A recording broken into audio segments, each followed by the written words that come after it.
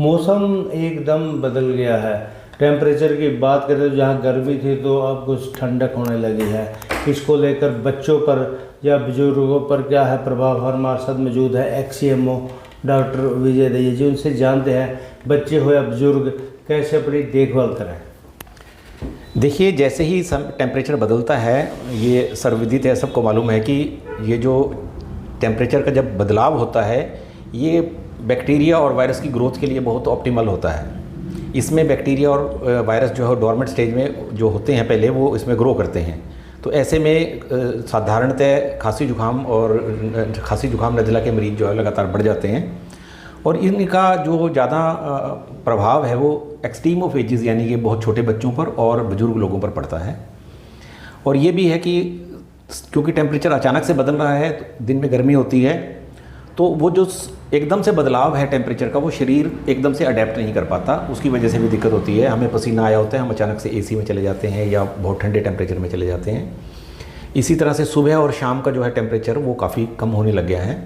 तो ऐसे में बच्चों के लिए विशेष एहतियात की ज़रूरत है, बुजुर्ग लोगों को एहतियात की ज़रूरत है। बच्चों को और बुजुर्ग लोगों को दो पहिया वाहन पे आजकल नहीं चलना चाहिए, ख़ासतौर पे सुबह और शाम के समय। उनमें जो है वो टेम्परेचर में के वजह से, ठंड की वजह से नुकसान होने का खतरा है। इसी तरह जो बुजुर्ग लोग जो सैर पे जाते हैं उनको भी बहुत अर्ली मॉर्निंग में सैर से बचना चाहिए। जैसे ही टेम्परेचर खुलता है, थोड़ा मौसम ठीक होता है, तो तब जाना चाहिए। तो ये एहतियात रखनी चाहिए और बच्चों को ख़ास तौर पे कम से कम एक लेयर जो है वो गर्म कपड़े की वो आजकल उड़ा देनी चाहिए, क्योंकि हमारा जो मध्यम एज के ग्रुप होते हैं वो बॉडी अडेप्ट कर लेती है। छोटे बच्चों की अडेप्टेशन इतनी बेहतर नहीं होती, तो उसकी वजह से उनको ठंड लगने का खतरा रहता है।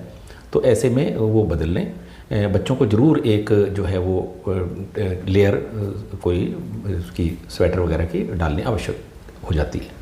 सर, जैसे आप बाल रोग विशेषज्ञ हैं, न्यूली जो बेबी बोर्न है, गर्भवती महिलाएं हैं, वो भी एट रिस्क होती हैं, तो वो कैसे देखभाल करें? देखिए, जैसे मैंने कहा कि जो गर्भवती महिलाएं होती हैं और ख़ासतौर पे जो छोटे बच्चे होते हैं, वो इस टेम्परेचर वेरिएशन को बहुत जल्दी अडेप्ट नहीं कर पाते। उनका इम्यून स्तर उतना बेहतर नहीं होता, तो इसलिए आवश्यक है कि वो इस समय में विशेष देखभाल रखें। जैसे छोटे बच्चों को लेकर माताएं कई बार गर्भवती जो महिलाएं हैं वो छोटे बच्चों को लेकर मोटरसाइकिल पर बाहर निकलती हैं, उसको अवॉइड करें। और अपने डाइट का विशेष ध्यान रखें, न्यूट्रिशन पे विशेष ध्यान रखें। इन दिनों प्यास कम लगती है, हम पानी पीना कम कर देते हैं, तो पानी प्रचुर मात्रा में लेते रहें। तो ये बदलते हुए मौसम में ये आहार पे है, इस पे भी विशेष ध्यान रखने की आवश्यकता है। दूसरा, इस समय पे मच्छर और मक्खी जो है इनका प्रकोप भी बढ़ता है, तो ऐसे में ध्यान रखें कि हमारे घरों के बाहर जाली के दरवाजे लगे हुए हों, मक्खियाँ हमारे खाने पर ना बैठें।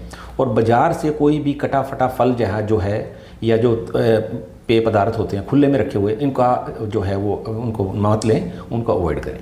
डॉक्टर साहब, एक और बात है, क्योंकि जैसे धान की कटाई हो रही है, इसमें भी मौसम में या पोल्यूशन में धूल गर्दा रहता है, तो वो भी एक कारण होता है सांस का। तो वो ऐसे बुजुर्ग या बच्चे कैसे सावधानी बरतें? देखिए, वैसे सरकार ने उस पर प्रतिबंध भी लगा रखा है, क्योंकि ये जलता है जो बचा हुआ अवशेष है फसलों का, इससे पोल्यूशन में डेफिनेटली। और ये हमारा तो यमुनानगर जगाधरी इंडस्ट्रियल एरिया भी है, यहाँ पे वैसे भी एयर में काफ़ी पोल्यूशन है। अभी पीछे सर्वे में आया था कि यमुनानगर जो है वो पूरे प्रदेश का सबसे दूषित जिला है। तो ऐसे में भी विशेष एहतियात रखने की ज़रूरत है। इन दिनों अवशेष जो ये जलाए जाते हैं, इससे भी पोल्यूशन बढ़ता है। तो इससे जो लगातार जिनको सांस की तकलीफ़ है, उन आदमियों को, जैसे अस्थमा का कोई पेशेंट है, इनको भी उनके बढ़ने की आशंका बनी रहती है। और साधारण व्यक्ति को भी, क्योंकि वो हमारे नाक और श्वास की नली में जाकर ये जो प्रदूषण के कण हैं छोटे छोटे फंस जाते हैं, तो इससे सांस की बीमारियां भी इन दिनों बढ़ जाती हैं। तो एहतियात रखें। अगर इस जगह से आप गुजरना पड़ रहा है तो जिस तरह हम पहले मास्क का प्रयोग करते थे, हम मास्क लगा सकते हैं। धूल भरे एरिया से अवॉइड करें, उस जगह को अगर छोटे बच्चे और बुजुर्ग लोग हैं वो उसको अवॉइड कर सकते हैं, और बाकी लोग उसमें मास्क का जो है मास्क भी पहन सकते हैं। धन्यवाद सर। ये थे मास्टर डॉक्टर विजय दहिया, जो बाल रोग विशेषज्ञ हैं और पूर्व सीएम भी। उन्होंने बचाया बच्चे हों या बुजुर्ग कैसे बदलते मौसम से या पर्यावरण से अपनी रक्षा करनी है। यमुनानगर से देवीदास शारदा, इंडिया न्यूज़ हरियाणा।